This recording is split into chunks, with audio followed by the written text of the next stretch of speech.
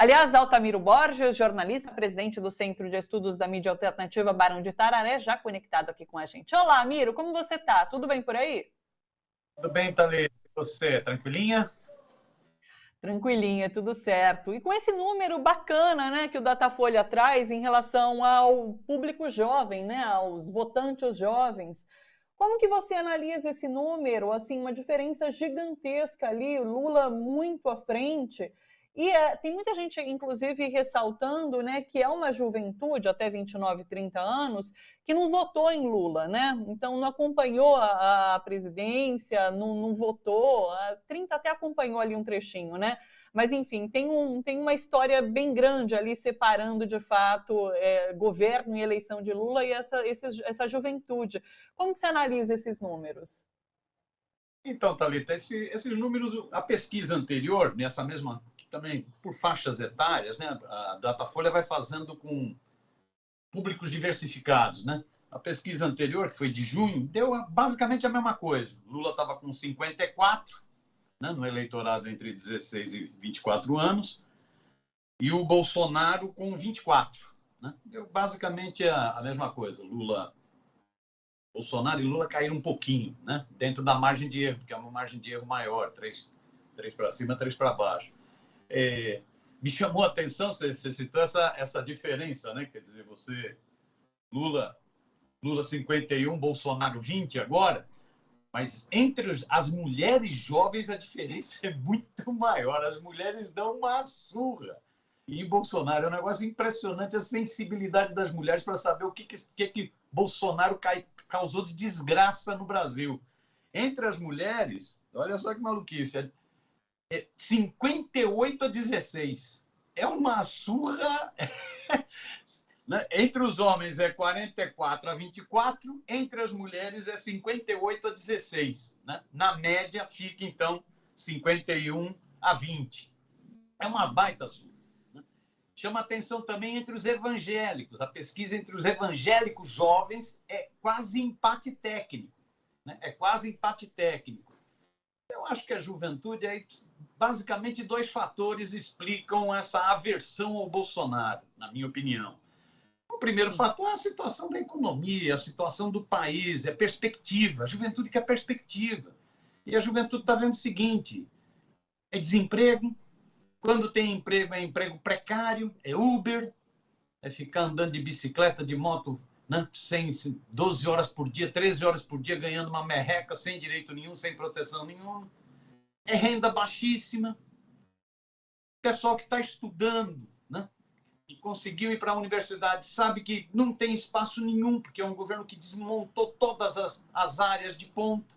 Então é fuga de cérebro, tem que tentar fugir do Brasil, que é uma coisa lastimável, triste. Então a juventude percebe isso, a juventude sabe que esse governo das trevas, né, é um governo sem perspectiva de futuro. Bolsonaro é só desgraça, né? Não tem futuro. O jovem com Bolsonaro não tem futuro, é sombrio. Então acho que esse é um fator que explica. Por isso que a rejeição do governo é tão elevada, né? 55%. Eu acho que um outro fator que explica, principal esse da economia, da ausência de perspectiva, um outro é que a juventude não concorda com esse obscurantismo medieval do Bolsonaro. Né? Esse obscurantismo medieval que se expressa no seu comportamento machista. Não adianta ele agora trazer a Michelle para frente do palco, porque não vai enganar ninguém. Todo mundo sabe que ele é misógino, todo mundo sabe que ele é um sujeito escroto. Né? Então, a juventude tem essa percepção, mesmo a juventude que não viveu o legado Lula, mas ela percebe, olha o Bolsonaro. Né? Esse Bolsonaro ele é um sujeito medieval, é um obscurantista. Né? Então, a juventude percebe, a juventude preta, a juventude, no geral, percebe o seguinte, como ele é racista, percebe que ele não tem nenhum cuidado, ao contrário, ele é um devastador ambiental, a juventude é muito preocupada com a questão ambiental, né? Percebe isso, que é um homem da devastação, é do passar boiado e dane-se, ele não quer saber de futuro. Né? É um homofóbico, a juventude não tem essa relação, não tem essa relação preconceituosa. Então, eu acho que junto a esses 2 fatores, o fator economia, ausência de perspectiva, com essa rejeição a esse obscurantismo medieval, essa coisa atrasada, reacionária do Bolsonaro. Daí é que estoura na juventude, estoura na juventude. E estoura na juventude principalmente entre as mulheres, esse é o mais legal, né? A mulher jovem, essa rejeita de vez, né? Percebe, por exemplo, a mulher jovem percebe, dói como ele tratou a questão das mortes, das pessoas internadas, das pessoas no oxigênio, né, entubadas, como ele tratou com desrespeito, sem empatia, né? Então, essa pesquisa ela é um indicador do que vai vir nessa pesquisa geral, né? Essa é por faixa etária, por uma compartimentada, né? Mas deve sair ainda hoje a pesquisa geral, né? Que pode indicar isso, uma certa estabilidade. A estabilidade para o Bolsonaro é fatal, é mortal, porque a estabilidade é o seguinte, ele não está conseguindo resolver a rejeição, ele caminha para a derrota, pode ser derrotado em primeiro turno, né? É como brincou o Lula aí. Quem disse que vai ter segundo turno? Você ser chamado para debate. Foi boa essa, né? Avisa ele que não adianta esperar para fazer parte de debate no segundo turno. Estava aqui anotando alguns pontos, minha memória sempre foi terrível, agora está pior ainda. Seguinte, sobre as mulheres, né? Existe também, é claro que a gente sabe que existem muitas mulheres conservadoras, mas acho que mesmo entre as mulheres há um entendimento de que esse governo é reacionário, é de retrocesso, né? É de perder direitos, né? Quando a gente tem uma discussão sobre aborto legal, que já existe na nossa legislação, e há uma defesa de que esse aborto, esse direito deixe de existir, é isso, é um retrocesso. Então, acho que mesmo mulheres conservadoras entendem esse governo como um governo reacionário, que não é conservador, é reacionário, né? E por isso, de fato, esse nome.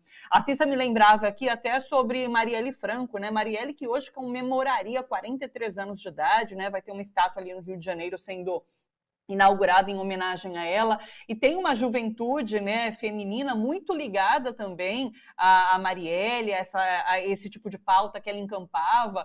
Então, há muita consciência, eu acredito, por parte das mulheres em relação a isso. Já foi muito difícil, a gente não quer, ainda é muito difícil, a gente não quer que volte a ser terrível, né, para que o país volte a ser terrível para mulheres, como já foi há algum tempo, porque ainda é muito difícil, inclusive, né? Em relação a isso que você diz da economia, né, Miro, da fuga de cérebros, outro dia eu estava lendo, inclusive, que a fuga de cérebros, inclusive, é um privilégio da classe média, da elite, porque quem não tem grana acaba ficando aqui vivendo essa situação econômica do país, né? Inclusive, antes a gente tinha o Ciências Sem Fronteiras, que era um programa que levava a nossa juventude para fora, para estudar, e depois retornar com esse tipo de conhecimento. Não tem mais esse tipo de programa, então realmente o sair do país fica reservado a uma parcela da população, né, para fugir dessa crise humanitária que a gente está vivendo. E por último tem esse lance da memória afetiva, que mesmo essas pessoas, essa juventude não tendo vivido esse período, acho que tem muito da memória afetiva dos pais, né, de também fazer esse comparativo de como era melhor nos tempos antigos e como a situação hoje é difícil. Então eu acho que isso passa assim de geração para geração. Apesar deles não terem vivido, eles têm essa memória afetiva que os pais carregam, né? Agora, quero te ouvir sobre isso. Um dado que eu fiquei assim...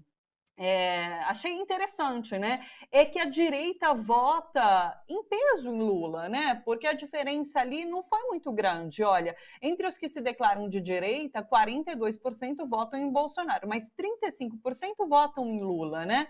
Ele tem a maior margem. No centro também não. Lula recebe 40%, Bolsonaro 14%. Então, de fato, como que você vê essa questão da direita? Você acha que o jovem, inclusive, tem consciência, esquerda, centro, direita? Como que você vê isso? Então, Thalita, aí teria aquilo que eu vi os especialistas em pesquisa, né? A impressão do que eu já li é que esse conceito mais ideológico, né, que é mais do que político, um conceito ideológico sobre o que é esquerda, o que é direita, não é um conceito de domínio. Né? Muita gente acha que de direita é ser direito, é ser uma pessoa séria. Né? Muita gente... Então, você é de direita ou de esquerda? Não, eu sou de direita, eu sou... Não é um conceito muito consolidado na formação. Tanto é que dá esses dados que você mostrou. Quer dizer, quando o cara fala que ele é de esquerda, ele vota no Lula, ponto. Sim. Ponto. Quando ele fala que é de direita, ele vota no Lula também, 35%. Quer dizer, como assim você é de direita e vota num cara de esquerda? Né? Eu acho que esse conceito não é muito preciso. Isso tem a ver com o nível de consciência do povo brasileiro, tem a ver com o debate, né? Debate que é travado na sociedade brasileira, inclusive aí o papel da mídia nesse sentido, né? De demonização da esquerda e tal. Né? Agora que uma parte da mídia começa a falar o que são os fascistas, o que é a extrema-direita. Mas a mídia sempre tratou a esquerda satanizando e a direita nunca nem tratava como direita. Né? São outros setores. Né? Então, eu não sei, teria que ver, talvez, sei lá, a moçada que entende mais, o Marcos Coimbra, que entende mais dessas pesquisas qualitativas, ele possa dizer, não, é um conceito já bem enraizado no povo brasileiro. Tenho dúvida se é ou não. Né? Agora, chama atenção isso. Mesmo cara que se diz de direita diz que vota no Lula. Então, tem algo errado aí. Né? Tem algo errado aí. Agora, é isso. Essa questão das mulheres, ele está muito preocupado porque ele não consegue diminuir a rejeição dele entre as mulheres. Quer dizer, quem a vida toda foi um misógino, machista, desrespeitou as mulheres, não vai ser levando a Michelle para o palco da convenção do PL que vai resolver o problema, inclusive porque a Michelle pode parecer hipócrita. Como assim falar que ele gosta das mulheres? Tem milhões de declarações dele contra o direito das mulheres, contra as mulheres, contra o direito ao aborto, contra tudo, né? Contra qualquer avanço civilizatório que exista. Então, aí o dado chama atenção, é isso. Se a diferença, no geral, né, na juventude entre 16 e 24 anos, a diferença, no geral, é de 51, é isso, né? 51 a 20, 31, né? 31 pontos de diferença. Entre as mulheres, a diferença é de 42 pontos. É muita diferença. É 58 a 16. Né? O que mostra o seguinte, não adianta vir com demagogia, não adianta. Ele parece que já desistiu de fazer campanha no Nordeste. Ele percebeu que no Nordeste não tem jeito. Ele vai, tenta se apropriar de obras do governo Lula e Dilma, né? É um farsante, né? Ele que é o responsável pela transposição do Rio. Né? Ninguém acredita nessa. Então, ele já percebeu que no Nordeste não adianta. Ele foi, só conseguiu reduzir em 3 pontos percentuais a diferença, né? A partir de 1 quilo de viagens com dinheiro público, fazendo campanha com crime eleitoral fora do tempo de campanha. Agora ele está investindo tudo para passar esse perfil de que ele defende as mulheres. Né? Então a Michelle vai lá e ele defende as mulheres. Né? Talvez ele vá ter que desistir também, porque não vai dar certo. Não vai dar certo. Né? Então a pesquisa é muito interessante nesse sentido. O que leva cada vez mais esse sujeito para o desespero, para iniciativas golpistas. Sim. Vamos esperar o Datafolha geral, né, que deve ser divulgado ainda hoje, porque há sempre bastante expectativa. Datafolha, lembrando que é uma pesquisa que é feita pessoalmente, né, não é feita por telefone, então, nesse sentido, a campanha petista acaba levando vantagem, porque, enfim, as pessoas são ouvidas ali pessoalmente, não só por telefone, que acaba setorizando, elitizando um pouco também, né, a pesquisa. A gente já ouviu os especialistas aqui sobre isso, por isso que eu repito isso, inclusive, tá, pessoal?